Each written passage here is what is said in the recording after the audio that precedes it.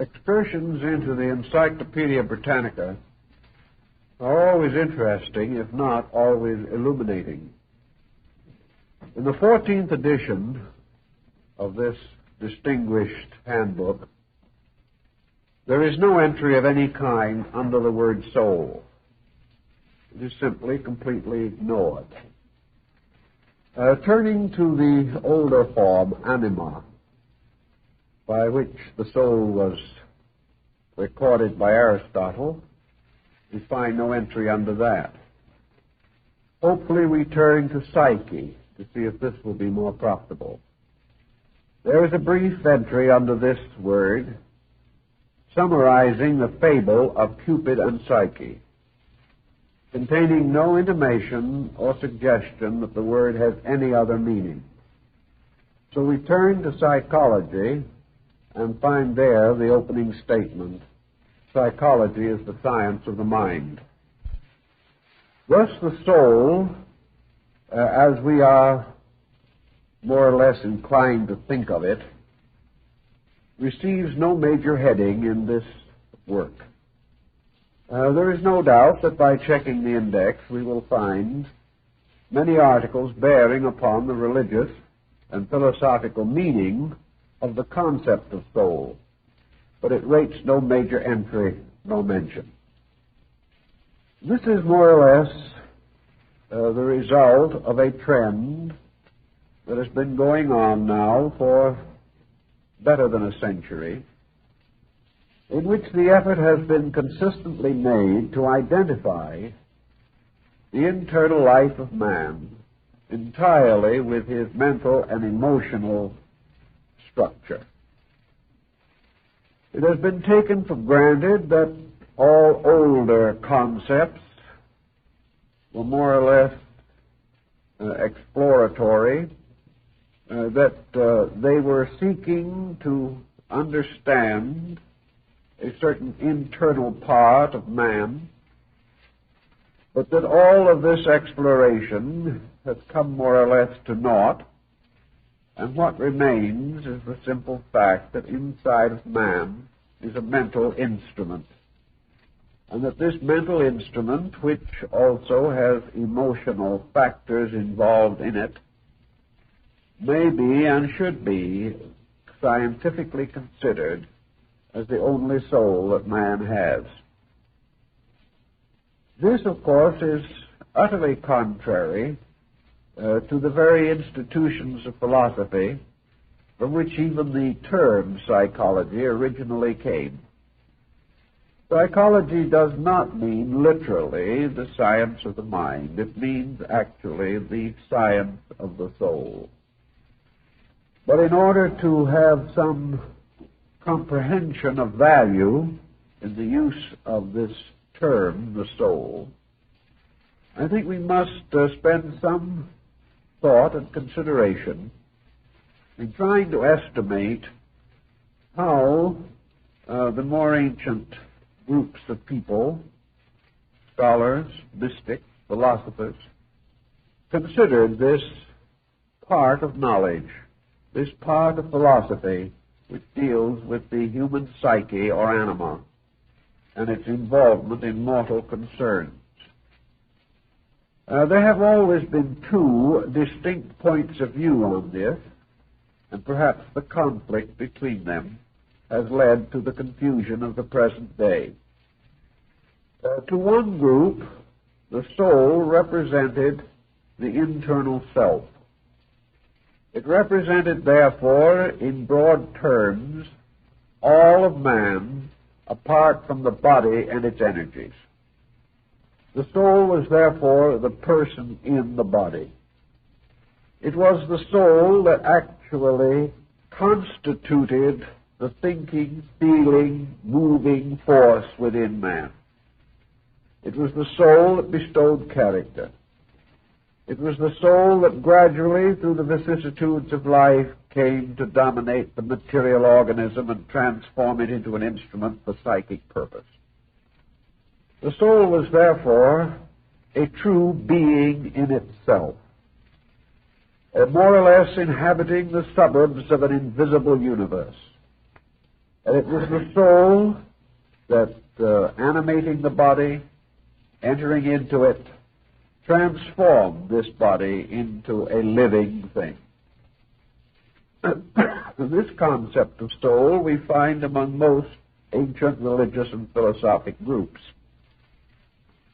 There was a second group, however, possibly inspired by the early philosophies of the Egyptians, that held that the soul was a kind of overtone of the body. That the soul actually was something like the Greek idea of the immortal mortal. The soul had a beginning because it arose from man's internal reflection. It had an origin because it was created out of the very life of man. But having once come into existence, it became an eternal thing, unfolding and developing from the mysterious psychic seed that had been planted in the structure of nature from the very beginning. Thus, to these people, the soul was like a flower or a plant, with its seed in the dark and mysterious earth of man's spiritual nature, and its blossom radiating out into the various phases of enlightenment which man attained through his evolutionary process. It was the soul that really constituted the body of experience. It was fashioned out of the labors of man. The 12 labors of Hercules contributed to the creation of the soul. And that being in which there was a mature soul, or a soul grown up in wisdom and experience, was a hero, a person of great spiritual endowment. The soul, therefore, really constituted an overself, much in the quality of Emerson's oversoul. But this overself was something that man had to build. Much as in our ordinary way of life, man builds through experience his attitudes, his character, his disposition, his temperament, and the very maturity to which he ultimately attains. The soul growing up in man, therefore, was like a person passing through life, learning as it proceeded, gaining certain lessons, and accomplishing in older years a kind of wisdom, a wisdom arising out of living itself. The soul was consequently this wisdom body. It was this enriching character within man, becoming ever more, and by its own growth leading the body in ways of wisdom and truth. The Eastern peoples more or less follow this same concept, except that they extend the pattern to make what we might term the psychic self as something which evolves not through a single lifetime, but along the whole chain of re-embodiments included in the concept of reincarnation. Thus the soul is that which is re-embodied. It is that which continues to grow behind the changing faces and forms of embodiment. The soul begins with man, begins with his earliest evolution, but continues in an unbroken sequence of growth, passing from one body to another, gaining some new instruction, insight, or understanding from each embodiment. And it is the soul and not the person that grows richer in wisdom. The soul, therefore, becomes, at any given point or time in the evolution of consciousness, the leader of the personality. Within the soul is locked the experience of previous lives, meaning that in some instances we observe persons born with greater erudition and insight than others.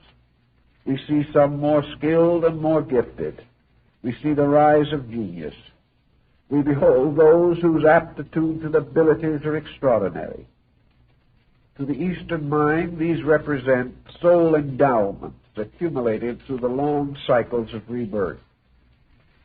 So we do have two essential concepts, one being that the soul is the person, is the being.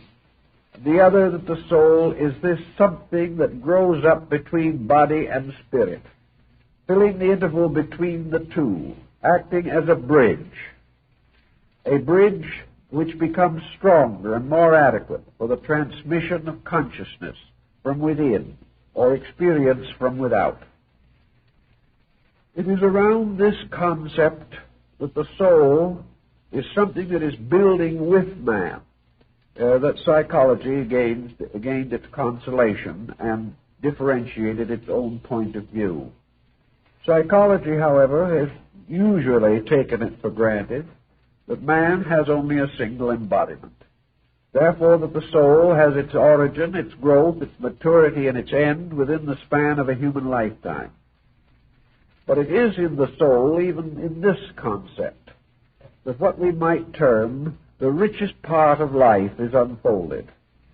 It is the soul also which becomes the source of the various pressures and intensities which mark individuality. It is this soul, variously conditioned according to science by both heredity and environment, that the individual must turn to for the understanding of his own inner life. His life consists not only of his conscious experience, but of certain subconscious or unconscious experiences, which can become powerful forces in the modification of his character. So we come to certain simple concepts about this, by which we translate certain levels of activity in terms of psychology. We say the conscious mind is that part of man's mental life which responds normally to the various stimuli which are the expectancies of living. We can say, therefore, that two persons, A and B, may be involved in this. A is a friend of B. B has always been kind to A. Therefore, A is fond of B. There seems to be no problem here. We can explain the reason for this like in the natural tendencies and temperaments of these people. We find there is no mystery whatever in the association of these two persons. Each is reacting according to obvious circumstances which we can explain without any consideration of dark, mysterious elements. But we may take another A and B for a momentary comparison. A knows B, and from the first day he met B, A heartily disliked him. B has done nothing to injure A. B is not aware of any reason why this antagonism should exist. B naturally likes A, but A naturally dislikes B. Now why? This problem is no longer so easy of solution. We can no longer put together some evident and obvious elements and say this is cause and effect. We now find A reacting in a manner inconsistent with environmental phenomena. A is not fulfilling expectancy. A is under some kind of a conditioned pressure. So the problem must arise to find out, if we can, why A, who has not been injured by B and may have received favors from him, still dislikes him. To find the answer to this, psychology seeks to probe into the subconscious part of man's mind. It seeks to discover, if possible, hidden reasons for the animosity that exists. One of the simplest of all these hidden reasons could be similarity, or perhaps association. It is quite possible that sometime in his life A has known someone resembling B. This other person in some way was unfair or unkind to A. Therefore, when A meets B for the first time, this old hurt, this wound, this unhappy situation is refocused, and A associates B with a previous injury. Thus he naturally has an antagonism which will remain unless he is a big enough person to overcome the subconscious prejudice. Here we see another type of pressure moving less obviously under the surface of A's personality. Out of the study of A's secret pressures, therefore, a certain type of psychology has been developed. It has attempted to discover the reason for unreasonable mental and emotional conduct. To some degree, it has been successful in this, but in some cases it has been almost completely unsuccessful. Also within this area, there is another problem with which psychology has been still less adequate, and that is where it is not a matter of A disliking B, but that A has a deep and wonderful gift for music or art, and B has none of these characteristics. B is comparatively giftless. He is simply an extremely ordinary person. A is an extraordinary person. Now, the question of the psychological pressures of excellence, this question is more difficult to solve than that of prejudice. The answer we would naturally seek in the classical way, whether A has been subjected to some environment in which he had peculiar advantages over B in the attainment of genius. This may or may not be a fruitful line of research. Probably 3/4 of the time it is fruitless. The next question is, can we trace this from heredity? Is it possible that in the background of A there have been great artists and great musicians and great achievements, even though several generations back? Tracing this is, of course, increasingly difficult as we retire where fewer and fewer records are available. But often there is almost nothing to indicate that this is the solution. It may well be that A comes from a family of 5 children.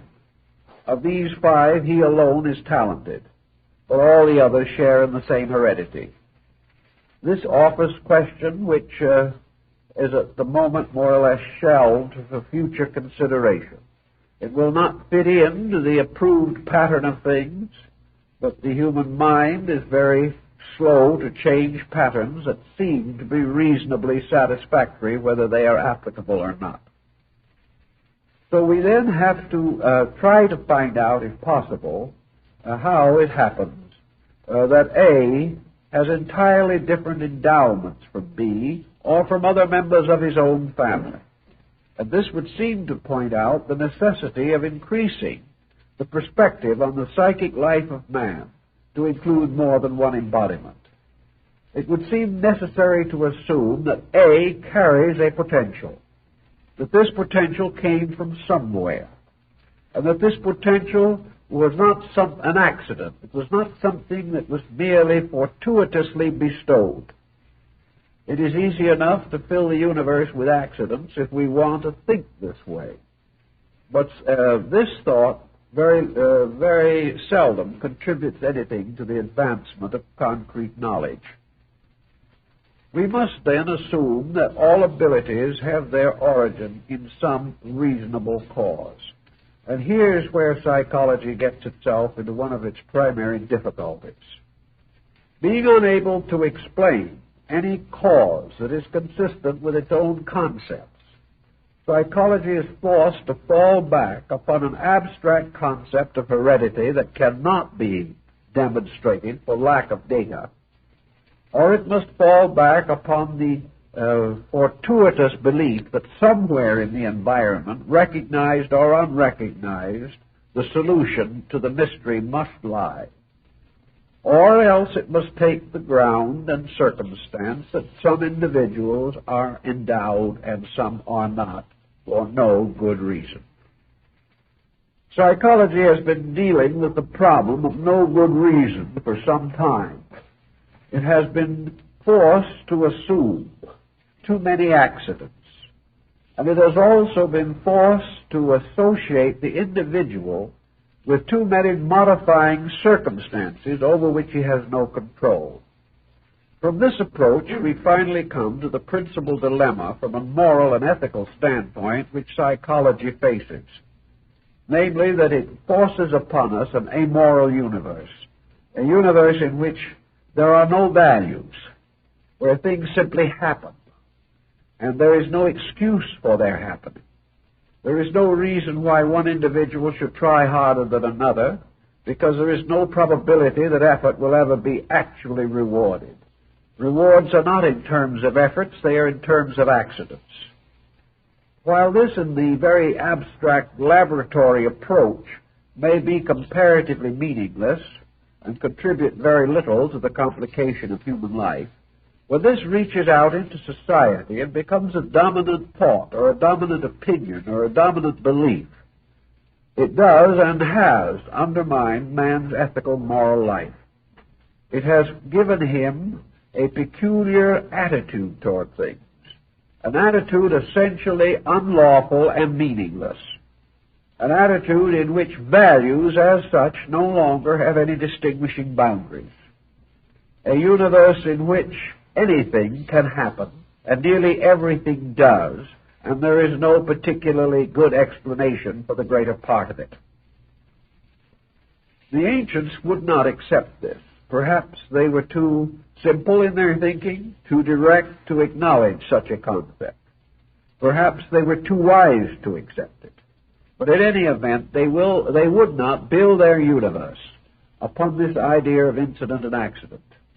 They insisted that all things in nature had reasons, had explanations, that everything that occurred according to some reasonable plan, pattern, law, or truth.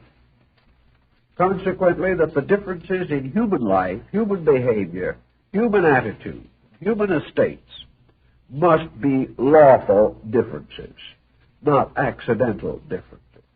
And the only way they could solve this was by extending the lifespan of the human being, so that that which was not accomplished in the present life could be traced to a previous embodiment. And that which was not worked out or fulfilled in this life must be extended into a subsequent embodiment. In the ancient concept, the primary end was that justice should be universally applied, whereas at the present time, the concept of justice has very little place in most scientific thinking. It has no bearing upon the psychology of accidents with which we are so heavily dominated in modern thinking. Now, psychology has as its theoretical achievements two ends, both of which are regarded as essentially useful, and within certain reasonable boundaries they are useful. One is psychoanalysis and the other is psychotherapy.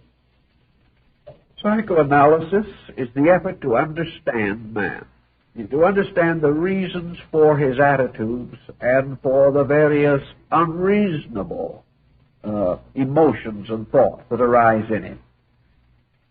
Under analysis, a certain amount can be demonstrated.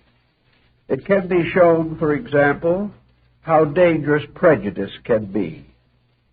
We gain a very valuable insight into the reason for unaccountable pressures that distort the person, which damage the individual himself, and which bring upon him numerous misfortunes in life. It has been well demonstrated in a number of cases that the individual, heavily burdened by internal intensities, can damage his life, his health, his career, and his social standing by permitting these ancient grievances of his own temperament to continue to dominate action.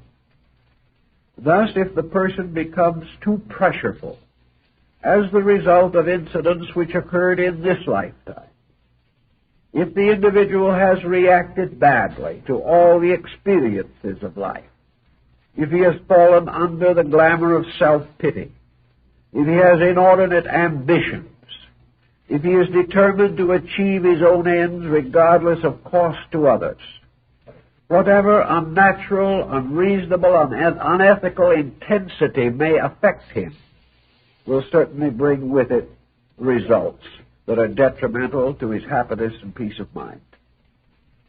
Psychology, then, shows that a bad disposition does nobody any good, and this is a very basic and valuable discovery. The only answer that they do not seem to be able to work out at the present time is what to do with a congenital bad disposition. How it happens that some individuals seemingly are born in the objective case and never get over it. How it happens that some persons are difficult from the beginning, easily inclined to neurosis, likely to take the wrong angles and the wrong views of everything, whereas others, born in the same families, under the same social conditions, in the same races, and in the same countries, are much more docile, easily regulated, and more idealistic and constructive in their points of view. These problems are still tossed back into the mysterious bin of heredity and must remain there until some wiser solution is found. But there has been sufficient to prove, beyond doubt, the simple fact of mental hygiene, namely that as the individual thinks, he will pay in terms of happiness and health. Now, the psychoanalysis dealing with this phase of the problem leads naturally to psychotherapy. How are we going to get the individual out of his bad habits? This has resulted in a break into smaller schools of most of the larger psychological streams. There have been many different groups arise, each of which has a different approach to this problem of psychotherapy. Some hold that the most important thing is to place the individual under counseling, to keep him extroverting his pressures until he exhausts them. Others feel that the individual can gradually be taught to appreciate by a kind of inward experience the quality of his own mistake, and out of this will come gradually a rescuing or restoring of normalcy by the effort of the patient himself. Others have resorted to hypnosis, drug therapy, and everything that can be devised by modern science to help the individual to fight the tensions which his own pressures and dispositional intensities have created within him. To a measure, this type of psychotherapy has been helpful. It is especially helpful in advanced cases of psychiatry. But all in all, we cannot say that psychology as it is today is a perfect art or even nearly a complete science. Such is not the case. It is still a dependency, dependent upon the large structure of philosophy for its realities, for its integrities, and for its survival. Fortunately, the present trend is toward this realization. And where a few years ago the psychologist was a very complacent person, certain that he had the final key to human happiness, he is now far less certain of this.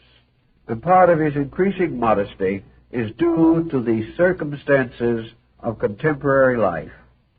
He is discovering, rather to his amazement, that although we have more psychologists than ever before, we have more mental illness than ever before. He is beginning to sense that something else is necessary, and that psychology, without certain internal integrations within its own structure, can contribute to problems rather than to their solution. And working on this problem, psychology is concerned today more and more with the restoration of an ethical structure. In other words, it is seeking to be re-identified with the principal stream of philosophical descent. In the mystical way of looking at all of these problems, in the classical psychology, the ancients accepted certain facts that modern psychologists are loath to accept. They accepted, for example, the existence in man of a spiritual energy or a divine life principle. That this divine life principle animates all things, supplying them with their life requirements very much as the sun animates all of nature and sustains the infinite diversity of growth and unfoldment everywhere obvious in the natural world. That this inner light or life or power should be termed a spirit or spiritual principle is only consistent with the early experiences of human beings. Therefore, the ancients, for the most part, some exceptions, for the most part held the validity of a spiritual principle, that man was a motion of life through time and space, that this life had a certain fixedness in it somewhere, that this life was something doing something. It was not merely a series of interrelated phenomena with no essential basis. This life itself, according to the ancients, had as its primary purpose a mysterious motion called evolution or ideation. This life, at some primordial time prior to man's ability to restore such conditions in nature, was immersed within a material principle from which it gradually evolved what we call body.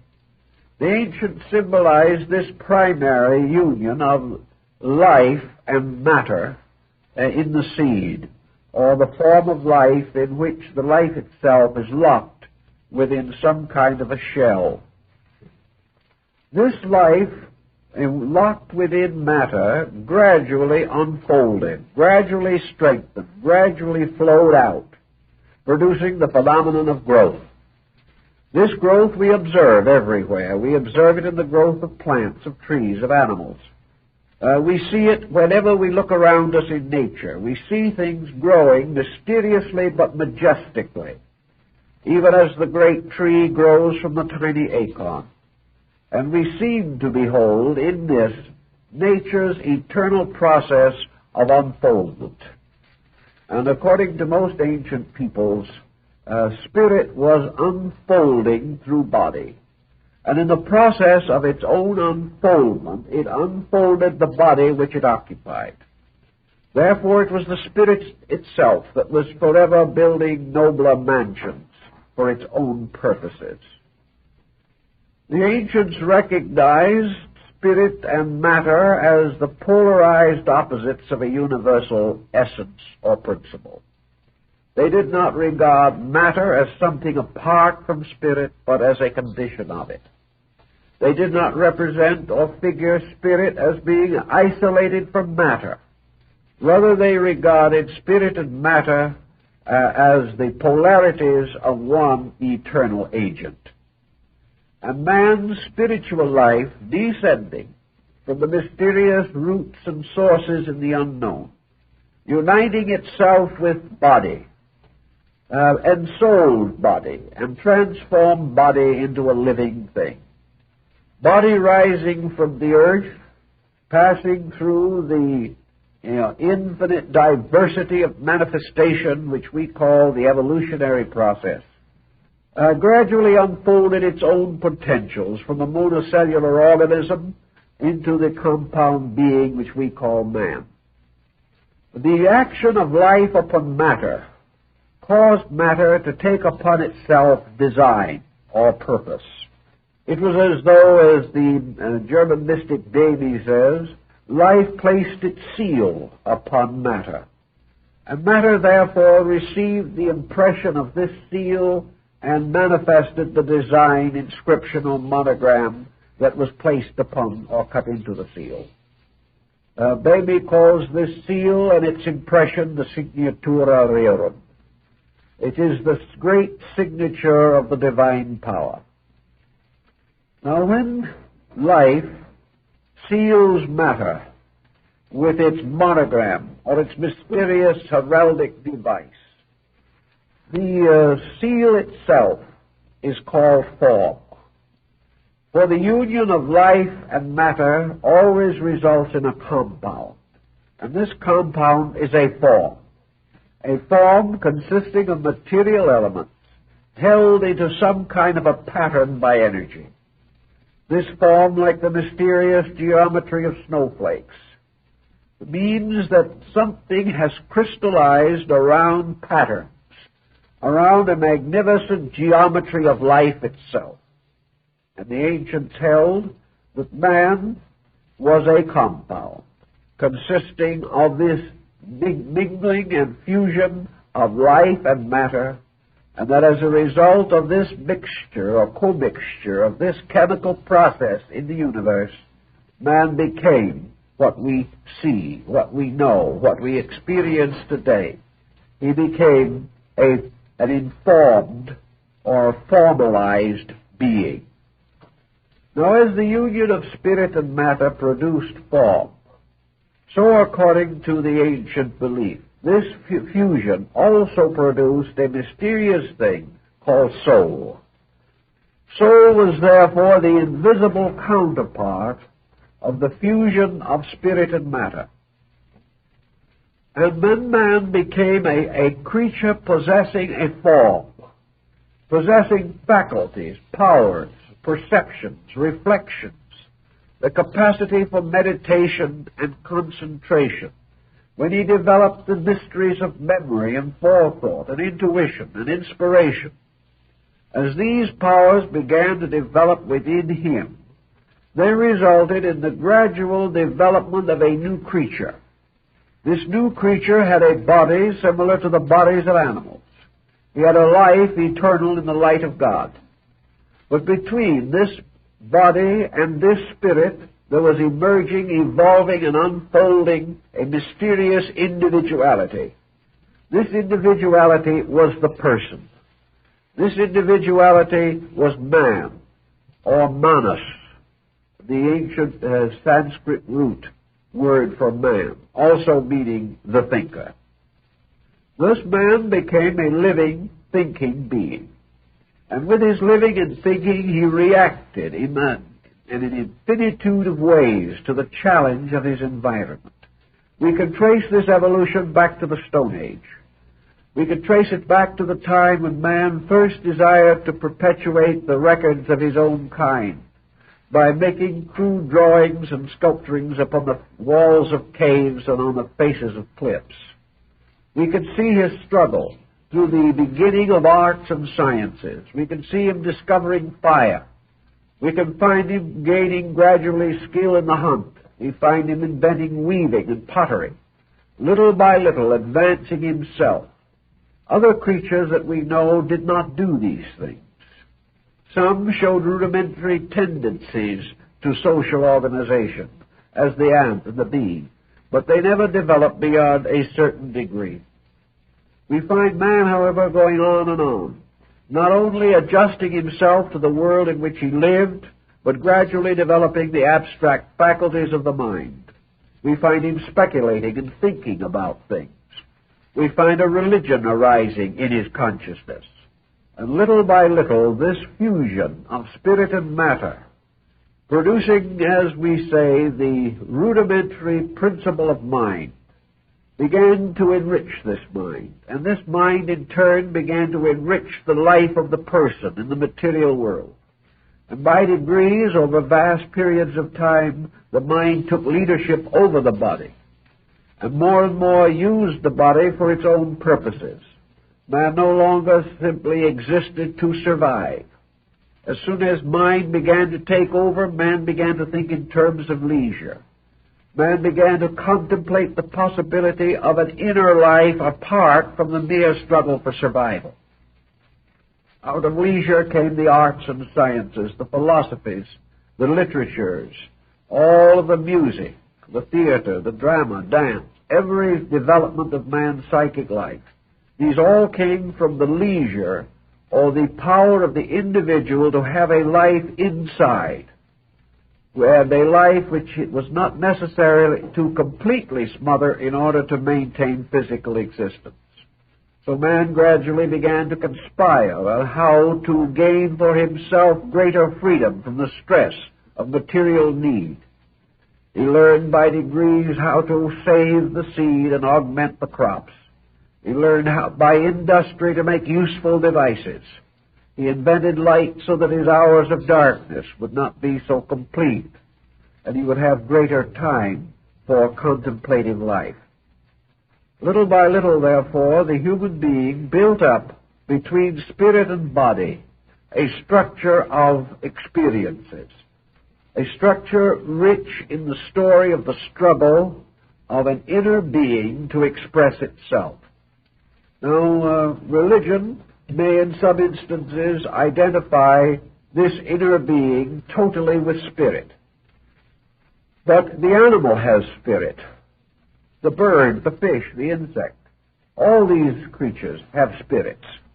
They are all alive. They are just as much alive as man.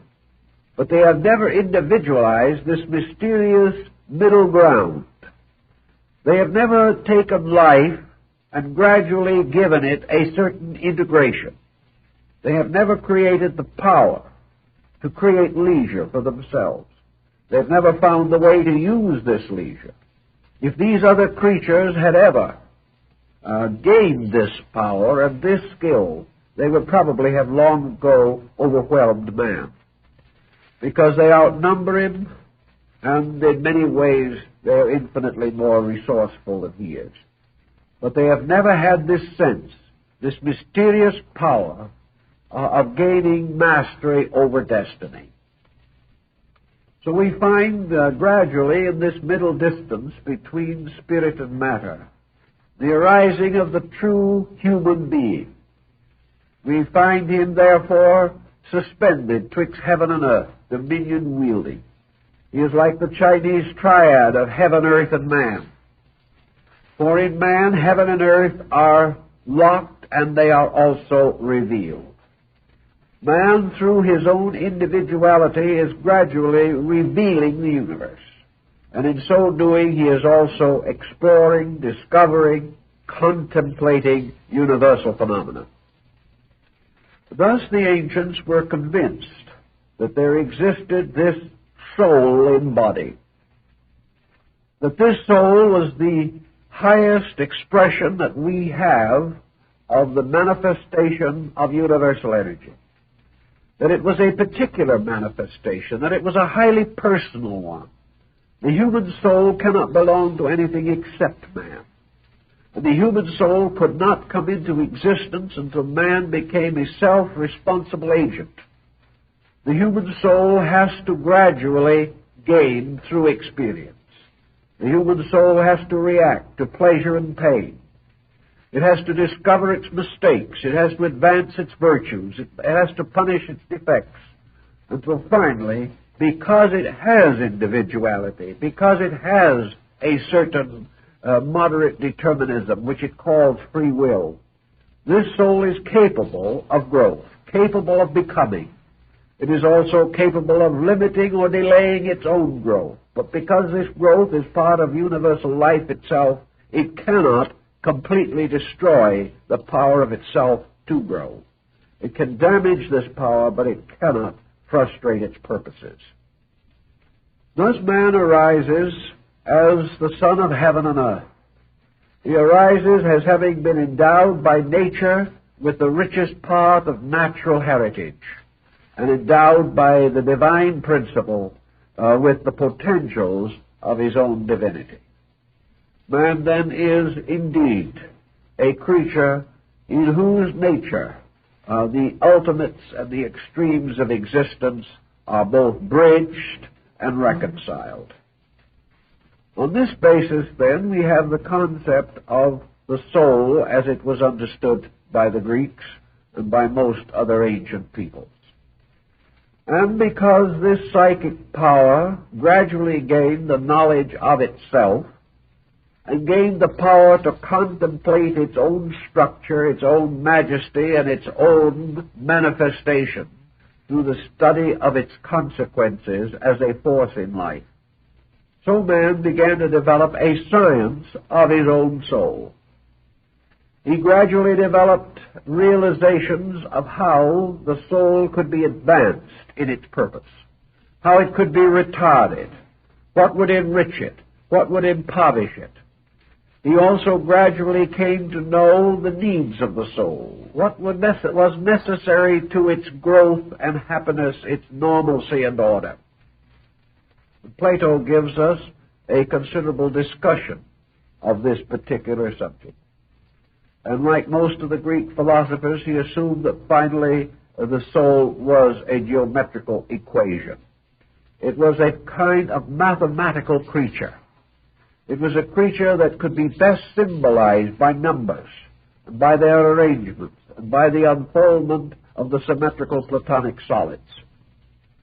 The soul also, in addition to all of these other characteristics, according to the Greeks, being, so to say, a product of the union of heaven and earth, could be lured away from its middle place by the various circumstances of life.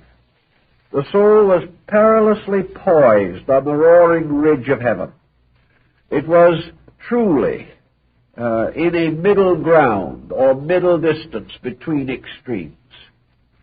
And man's own abilities to maintain the equilibrium of the soul, these abilities determine very largely the health or sickness of his own psychic self. If the soul was caused by the intemperances of living to verge toward the body and become identical with it, then the individual was termed a materialist or a sensualist. Then it was that the soul, instead of regulating the body, became its slave. This is the allegory behind the story of Samson, who, having been blinded, was bound to the millstone of the Philistines. This soul that is blinded by materialism becomes, as it were, bound to the millstone of the material world and its problems, grinding out corn for profit, continually enslaved by the very body which was fashioned for its purpose and for its unfoldment. As the soul went or verged nearer and nearer to body, it was said to enter into a stupor, or to become obsessed or possessed by body. It became numb and intoxicated with the pressures of the senses, until finally this soul descended into a darkness, losing all sense of its own existence, forgetting that it was a living thing, and remembering no part of its divine origin, a point again brought out for the parable of the prodigal son, and in the Gnostic legends by the hymn of the robe of glory. The soul, having thus lost all sense of its own divinity, of its own nobility, became simply an instrument for the gratification of the sensory perceptions. Its thoughts were only in terms of the comforts of the body, the fulfillment of material ambition. It dealt in stratagems and spoils. It became a victim of conspiracies, and the mental powers which it possessed were used for tyranny, despotism, and deceit. Thus Plato describes the most unhappy and miserable state of the soul, in which it is therefore said essentially to enter into a state of hell. For as both the Greeks and Egyptians pointed out, hell was simply the soul imprisoned within body, limited by the tyrannies of the sensory perceptions, pressed on by the demoniacal forces of deceit, selfishness, and ignorance, and no longer capable of an existence in itself or even the awareness of its own nobility. Conversely, the soul, suspended in the middle distance between the divine and mortal, could verge toward the divine, could ascend from the tyranny of the body, and incline itself more and more to the contemplation of heavenly things. When the soul chose to join itself to the eternal source of its own being, this soul was said to become an idealist, no longer accepting the tyranny of body, renouncing those procedures and processes which might bind it to the delusion of the sensory perceptions. The soul sought rather the rarefied atmosphere of intuition and vision. Thus it was, according to the Greeks, that the soul might be raised up or lifted up by a mystery, so that it was no longer locked within a body, that the compound being no longer regarded the soul merely as the mental part of its own anatomy, but rather viewed it as a glorious winged creature, capable of soaring into the very presence of truth itself. The ancient mysteries of the Greeks, the Egyptians, the Hindus, and other nations which possessed the secret religious systems These ancient mysteries had as their purpose the separation of the soul from the body without death. For it was assumed that this was a kind of philosophic death, in which the soul, transcending body and ascending from it, attained liberty or freedom and existed in the pure air of reality, even while the person was still embodied in a material constitution. The soul which thus liberated itself from body, even though still embodied, was also then believed to have attained an immortality. For the soul, once liberated by its own insight, could not in that embodiment or in any other future embodiment ever lose this enlightenment, because the soul in its own nature could not be embodied, and once it was free from the primordial ignorance which had brought with it from the beginning, once it had matured beyond the condition of ignorance, it could no longer be forced into that ignorance. It could no longer again be identified with body, so that while this person might be born again many times, he would be born and would at an early age or in coming maturity achieve the realization of the dignity of his own soul. This was the concept around which the primitive psychology of the ancients was built. It was built on the great concept of liberating the soul from sensuality. Liberating the soul not by forceful measures, not by some desperate discipline, but liberating it by persuasion, by gradually inviting it to contemplate nobility, by instructing it in the noblest and most gracious of the arts and sciences, by perfecting it in philosophy and religious insight, and by inspiring it to seek continuously and unfailingly for the spiritual source of its own life. It was this soul, therefore, that attaining a certain immortality was ultimately, as described by Pythagoras in the Golden Verses, reunited again with the divine power from which it came. This is the panorama of psychology as the ancients held it to be.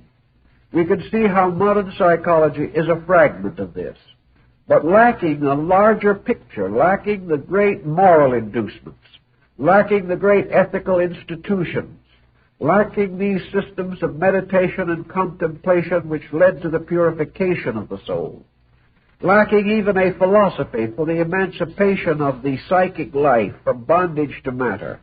Psychology cannot bring about the final end which it seeks to attain. It must therefore remain forever a partial science, unless it finally reaccepts into itself the full structure of the ancient learning to which it once belonged. Now, in addition to the problem of psychology, we must turn to the next phase of our problem, which is epistemology. The word epistemology comes from a Greek word which means knowledge. And the main problem and concern of epistemology is to discover the nature of knowledge. And this is a question which is of great importance to thoughtful people and no importance to the thoughtless. Many individuals have no interest whatever in knowledge. They accept certain things as knowable and certain things as not knowable, and that is the end. Or they think of knowledge as opposed to ignorance. Knowledge being that which they know, ignorance that which others know. This situation we find everywhere in human experience. There are very few persons, regardless of the inconveniences under which they subject themselves, will admit that they do not know. Yet, actually, if we begin the study of knowledge, it helps to maintain in us an appropriate humility. What is knowledge? Here is a very difficult thing to define. Even the word itself presents great difficulties. For those who are not thoughtful, there are never any difficulties. But at the same time, there are never any results. But to the more cautious, to the more considerate, the problem of knowledge must presume something else. Knowledge can only exist if there is something to be known. Knowledge must therefore be dependent entirely upon the validity of that which can be known. Now, modern attitudes toward knowledge are quite different again from those of our classical ancestors. Modern individuals, particularly those following the humanistic persuasions, are inclined to assume that all knowledge must be relative, on the ground that ultimates do not exist until they occur. Therefore, there can be no knowledge beyond the condition of the moment, and the condition of another moment must be analyzed at another time.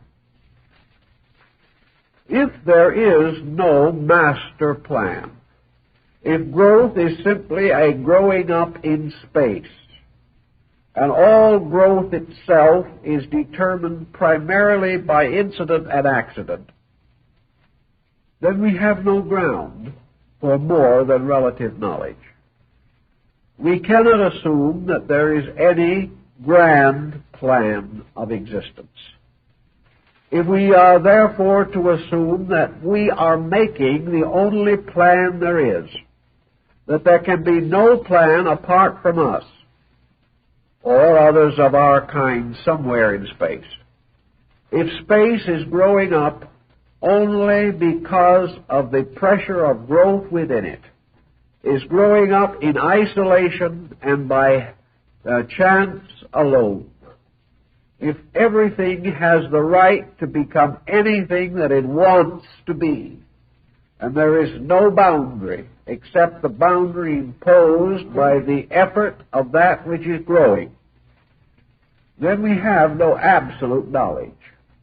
We can only have, we might say, an absolute fact, namely the fact of infinite growth without any supervision of any kind. That this universe is like a field of weeds that will keep on going forever, simply because of the tenacity of the weeds themselves. The classical point of view on this again differed from that of the average modern position. The most ancient nations established a concept of archetypes.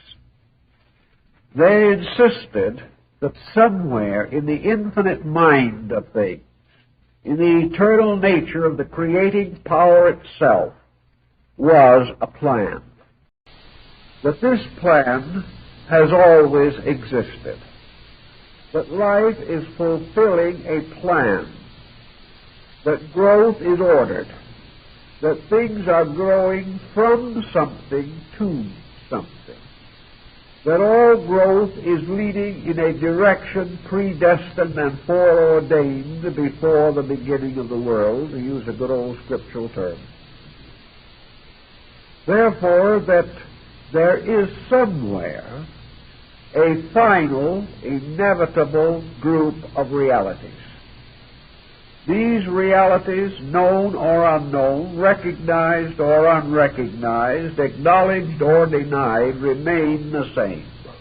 Nothing changes them. Man may shake his fist at them forever, but he does not diminish them in any way. The individual may live many lives without knowing that they exist, but nevertheless they exist within him and he in them from the beginning. The concept of archetype would assume, therefore, that in the mind of God, reality is a fact, that reality exists. Therefore, that in the nature and mind of God abides what we would call absolute knowledge. Now, this is absolute knowledge to the degree that we recognize deity as absolute life. If we recognize deity as a conditioned existence, then we must recognize the knowledge possessed by deity as a conditioned knowledge. But up to the present time, we have never reached a point where we dared to speculate too greatly on this final problem.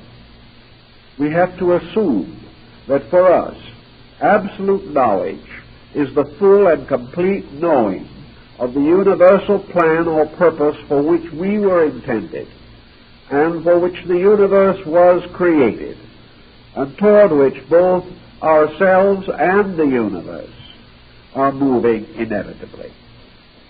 The moment we acknowledge or accept the fact of a universal, all-including and all-inclusive plan, we then contemplate on what we can know about it. And then epistemology posits the next question. Man is a conditioned creature. He exists with a certain group of faculties. He exists with a certain mental development. This differs somewhat in all persons, but the whole gamut of it, as manifested on this planet by human beings, is a comparatively narrow field.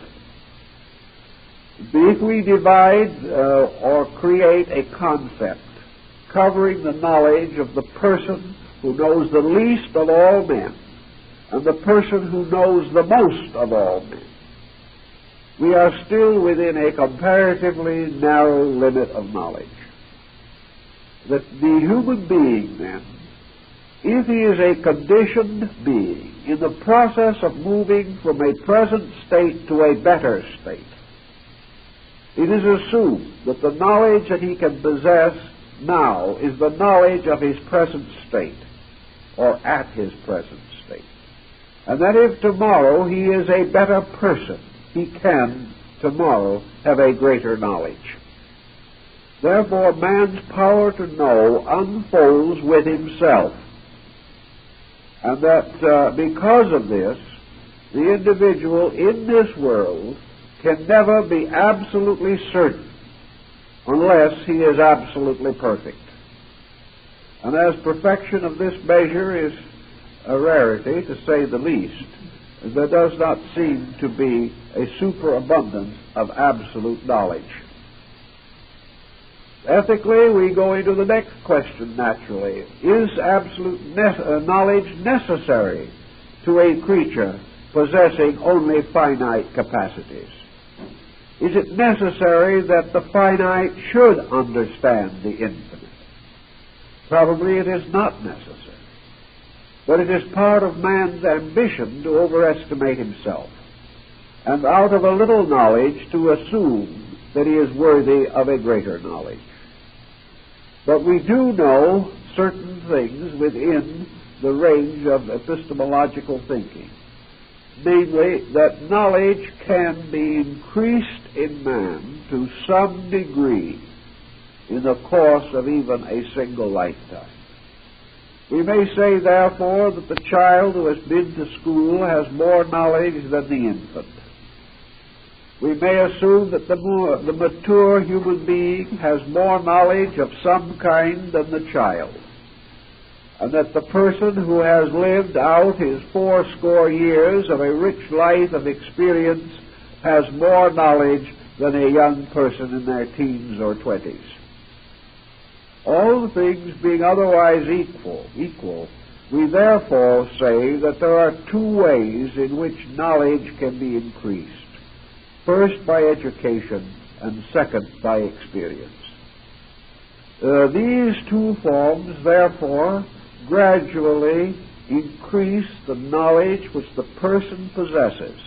But this increase is usually limited to a comparatively narrow area of material needs, responsibilities, or desires. The person experiencing material things becomes learned in them. An individual going to school becomes informed in the arts and sciences of his times and conditions. But it cannot be said that either of these persons has broken through the comparatively narrow boundaries of material knowing or material information. Epistemology then brings out the question, are there other ways of knowing? Epistemology does not say that knowledge has to be limited to education and experience, but it points out that these form a simple example of how knowledge can increase even upon one level of activity. Knowledge does not, however, transcend that level so long as it is related to the education and the experience of that level alone. Philosophy also points out that by certain interior attainments above the ordinary, based perhaps upon the advantages of being embodied with a more mature soul than that to be found in another person, certain individuals possess a greater degree of essential knowledge than others. By essential knowledge, we now mean knowledge which enriches life rather than merely enriches living. And knowledge by means of which the internal and eternal values of existence become more clearly comprehensible to consciousness itself. And the world has produced certain heroic persons, great religious leaders, great inspired teachers, of whom it may most reasonably be said that their knowledge of essential values has exceeded that of the average individual. It may not necessarily be said, however, that even the greatest of these has become all-knowing. Thus we observe that by various conditions, circumstances, or by various means, certain individuals have a larger allotment of essential knowledge. This essential knowledge they have conveyed to others. The transmission of this essential knowledge may be called higher learning. Higher now in the sense of deeper or richer learning. Higher in the sense of being beyond and above the common knowledge which we use in the performance of the various tasks of the day.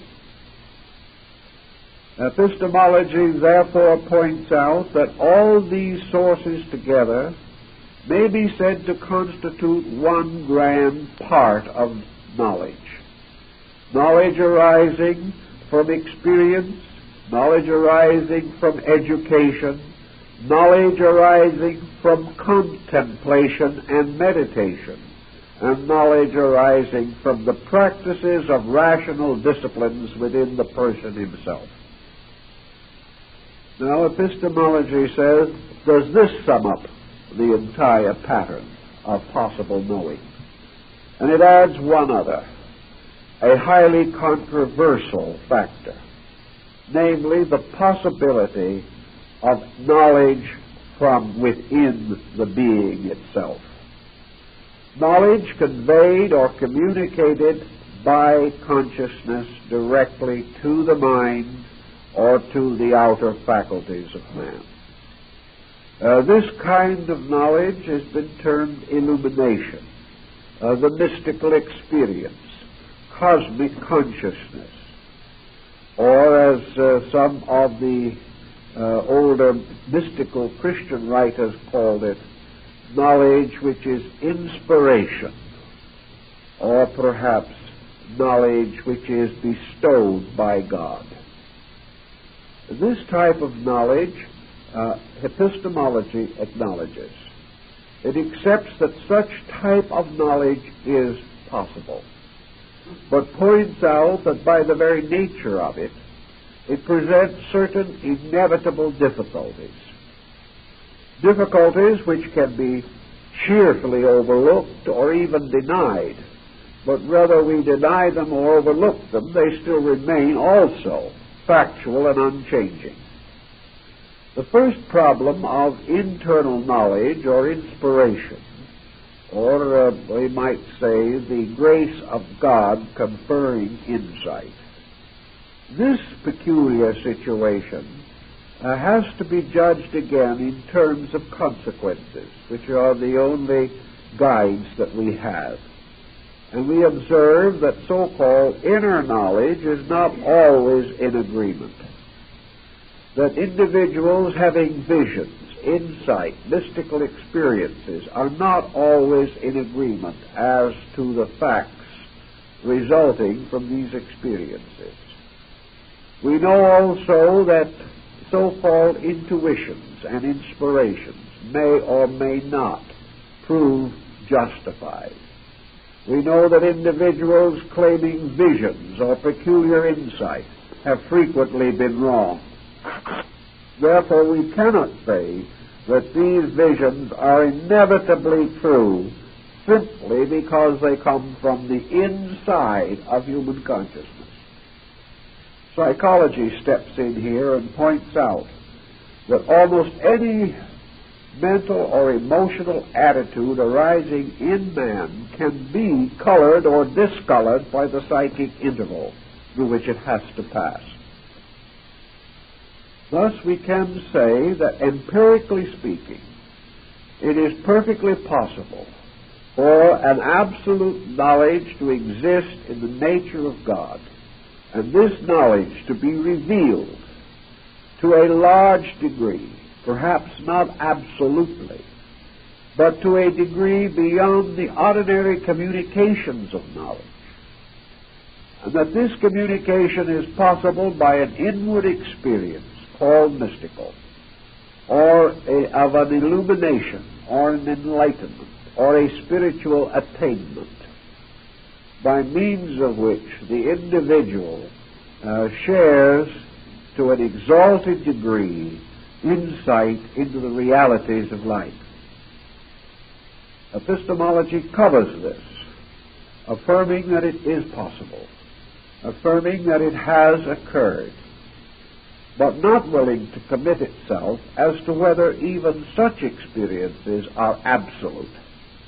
In other words, whether it is possible absolutely for the finite or the conditioned fragment of which we call human consciousness to possess or to communicate either from its own source to its own mind or from its own mind to other minds the absolute knowledge of reality. The general tendency in this view has been to say that theoretically it is possible. Practically it has not been known to occur.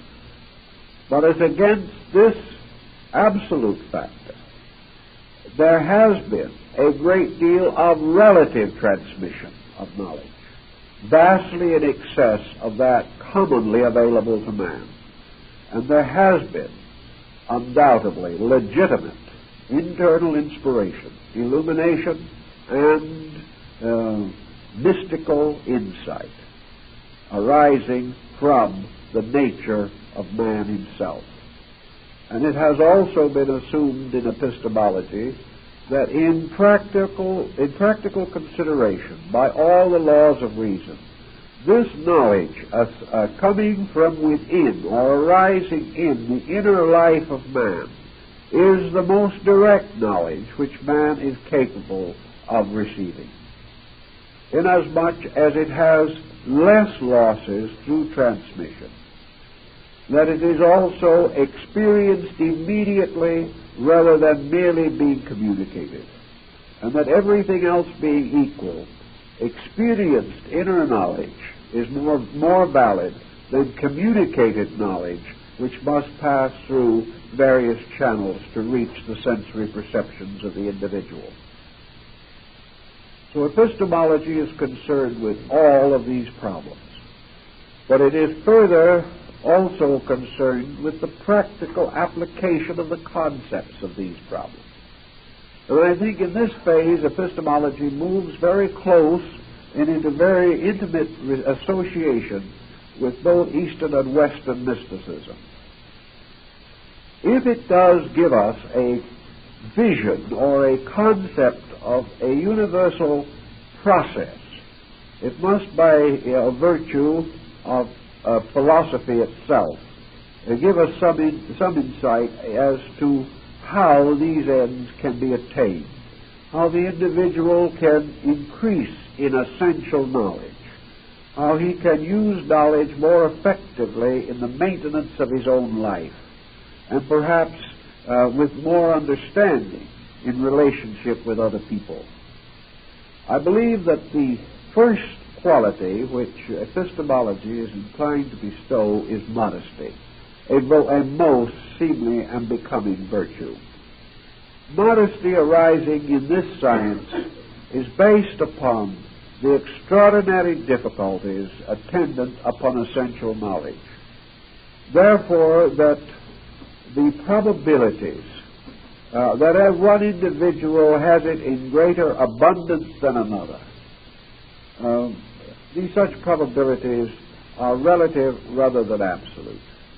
Epistemology teaches us, first of all, not that others are probably wrong, but perhaps that we ourselves are probably wrong.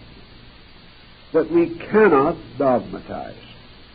That the individual who makes unconditioned, unqualified assertions of abstractions is not true simply because he makes such assertions. That anyone can assert, but that the only one who is able to be sure is a person whose total knowledge, whose total consciousness has been greatly elevated. In the Western systems, the mysteries sought to communicate the laws of such elevation. And in the Eastern mystical systems, Buddhism, Vedanta, and Yoga have attempted to achieve the same end. All knowledge, whether it comes from inside or outside, is subject to the damage wrought by the psychic integration or disintegration of the individual. An individual under intense psychic pressure reduces the probability of their ability to possess essential knowledge. Regardless of what they know, the pure stream of knowledge is disfigured by their own intensity. An individual in whose nature hatred or greed or avarice or intemperance or intolerance strongly exist, such a person is incapable of a clear channel for the dissemination of essential knowledge. Knowledge cannot escape the contamination of the instruments through which it passes. Therefore, a knowledge which in its substance and in its essence may be beautiful is profane to become a tyrannical error if the instrument through which it passes lacks grace of spirit and insight and tenderness and gentleness and charity. So it was assumed by all ancient peoples that the most important of all channels for the communication of knowledge is the internal channel. That knowledge is communicated, essential knowledge, most directly between consciousness and the mind, and finally through the sensory perceptions of the individual himself. But what we call the psychic focus is therefore the point where knowledge, moving from its invisible causes, flows into visible expression in some form. Either it is put into thoughts, or into words, or into forms and colors, or into formulas of one kind or another. But this knowledge is always moving through the psychic integration of the person. And if this integration is poor, the consequence must be inadequate. So the ancient system sought to purify the channels of this communication. It was assumed that if the individual was able to completely disentangle self-interest from knowledge, that he would be in the most favorable condition to possess true knowing. If, however, self-interest of any kind existed, it threatened the integrity of essential knowledge. Thus, while knowledge from within is the most pure in principle, knowledge from the outside is often the most effective in practice. For example, the individual, under the normal conditions of life, may never be able to intuit or gain from within himself as clear a concept of knowledge as he can read from Socrates. Not because he couldn't, but because he lacked the integration which made possible the communication of this knowledge. He even lacks the thought forms by means of which he could embody this knowledge in practical ideas. He lacks the ability to rationalize the very impulses of knowledge that might come to him. Therefore, while it is true that the mystic, in a pure state of subjective insight, can receive a pure stream of knowledge more clearly, more intimately, more immediately than he can ever receive it from the outside, this is not true of the average person. It is not true of the average person because he lacks a trained instrument. Now, we may say that when someone like Socrates puts his thoughts into words, and these words are translated into another language, and we finally read them, that there have been many opportunities for errors to creep in, that we are far removed from even Socrates as a basic source of knowledge. This is true. But it also remains true that human experience has shown us that even with these restrictions, limitations, and imperfections, the average person, living the average kind of life, and with the average degree of internal development, cannot equal of his own thinking the wisdom of Socrates. He simply is not able to do it. He lacks the internal development which makes this possible. Therefore, it is sometimes better for man to choose a good teacher from the outside until he is able to integrate his own psychic organism, until he is able to find that perfect temperance of the soul, which the ancients call the climate of enlightenment.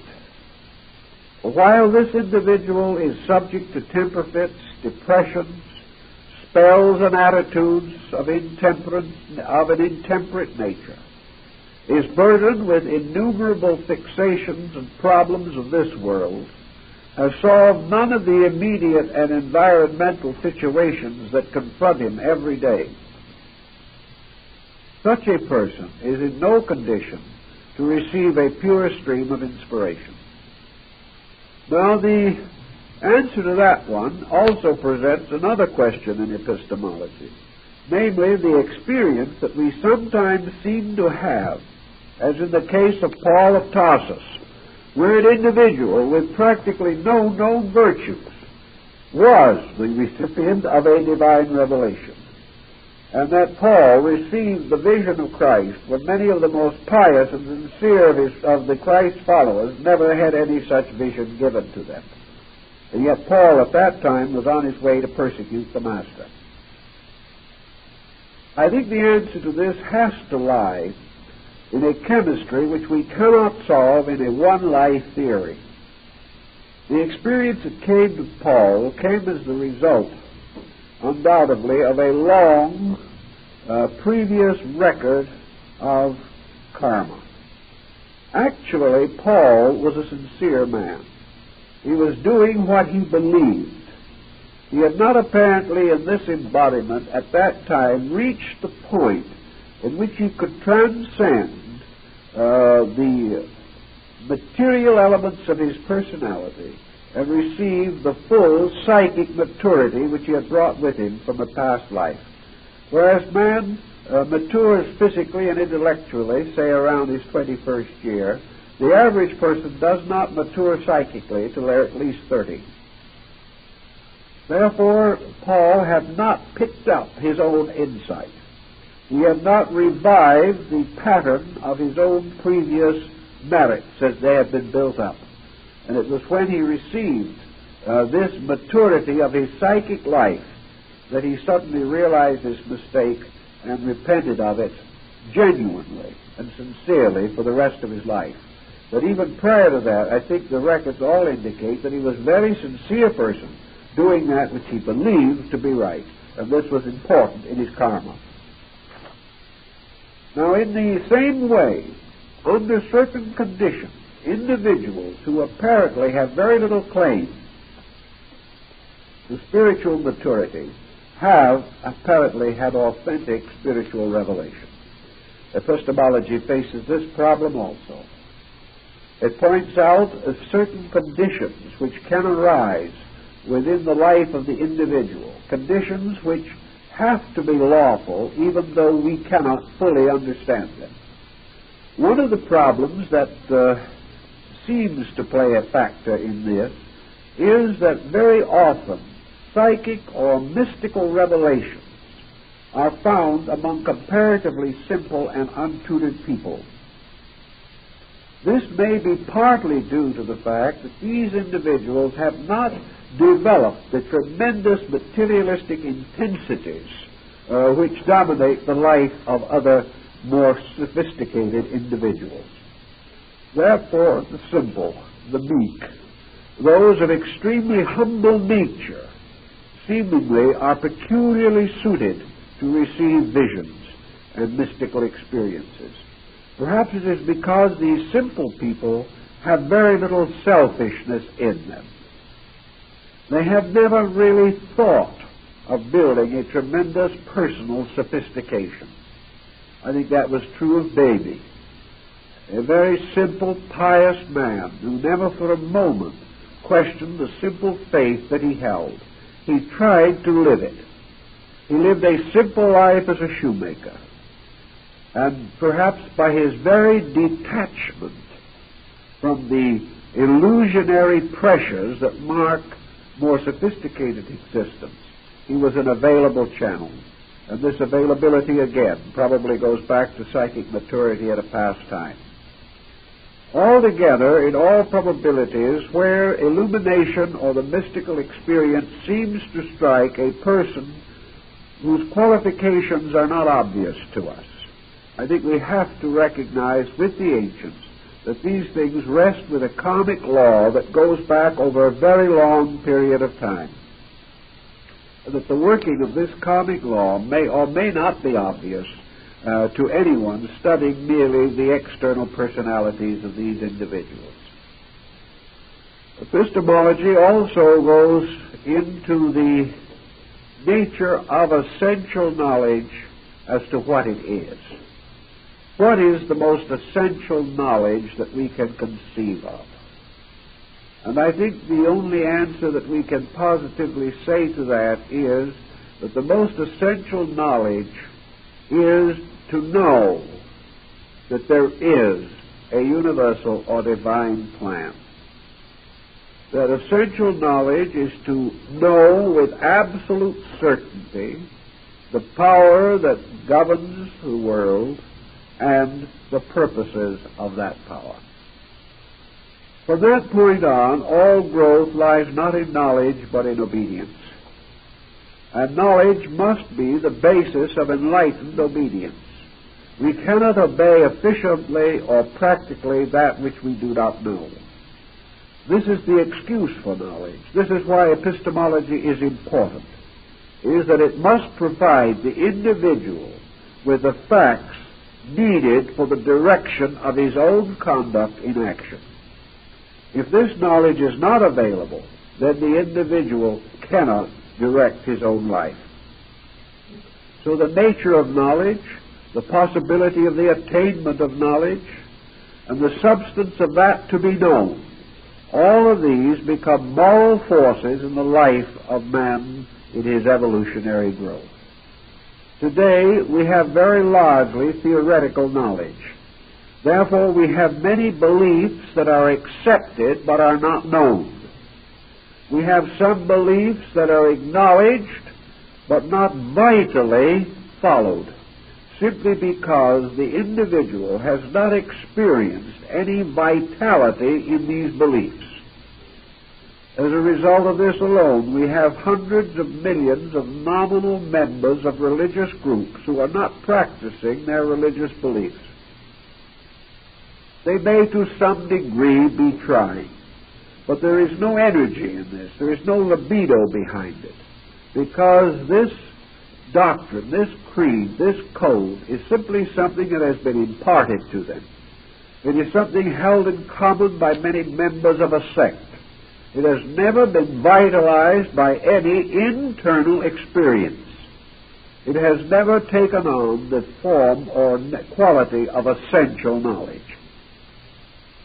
We therefore can go against our opinions or go against the opinions of others with very little hesitation. But it is extremely difficult to go against that which we internally know by experience. Experience must ultimately convert us all. And experience is either a man's intuitive psychic recognition of truths as the result of the daily processes of life, or experience is man's participation in an overstate of knowing through visions, through inspiration, through intuition, or other extrasensory perceptions. Such knowledge as is derived from the internal has the greater authority, but also presents the greater hazard because we do not know what level this inspiration has touched. We are not sure that it has reached into the core of things. It may only be a psychological pressure arising from some willful purpose of our own, some determination to achieve a goal which is not universally appropriate. So we have to be extremely careful in the estimation of this type of revelation. But it does occur, and all other things being equal, internal experience is the most powerful of all forces. In most religious systems of antiquity, religious experience of this nature, as in Zen and in other Eastern sects, was the result of dedication and discipline. The individual gradually grew in the capacity to receive inner light.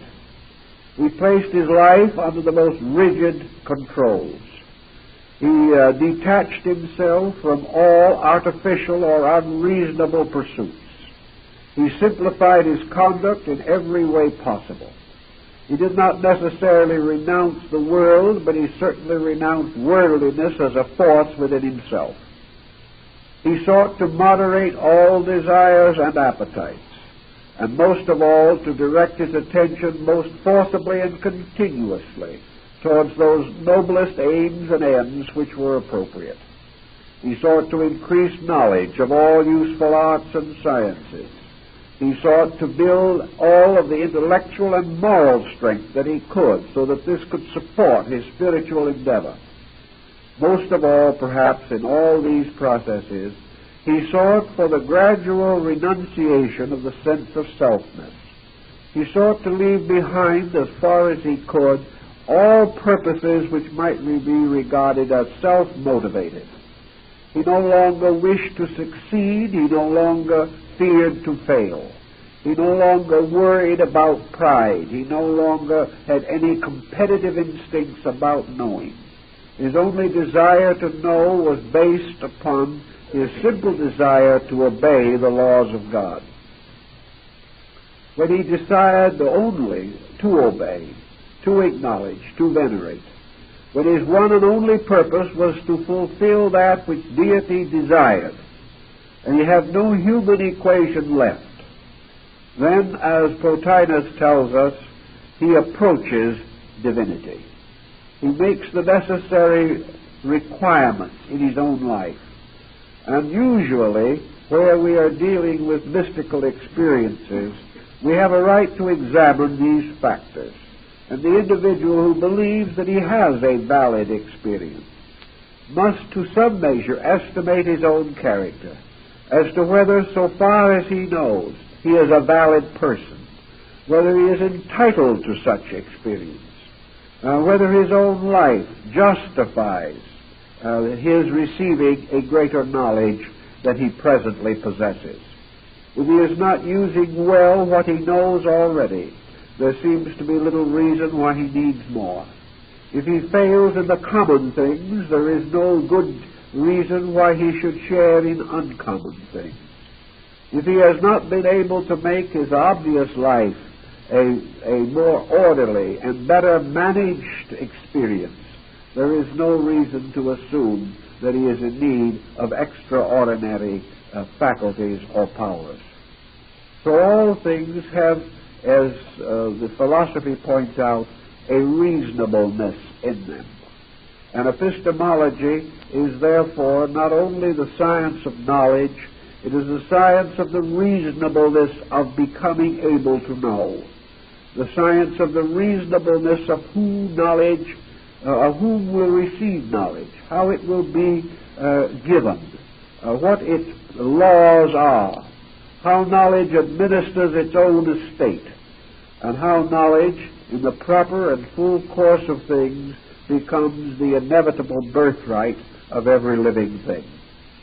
These are the various phases and departments of epistemology, and through the consideration of them simply, directly, and honestly, I think we can find that this branch of philosophy makes a valid contribution to our general improvement. Well, I think that's all for this evening. I'll take my sniffles home.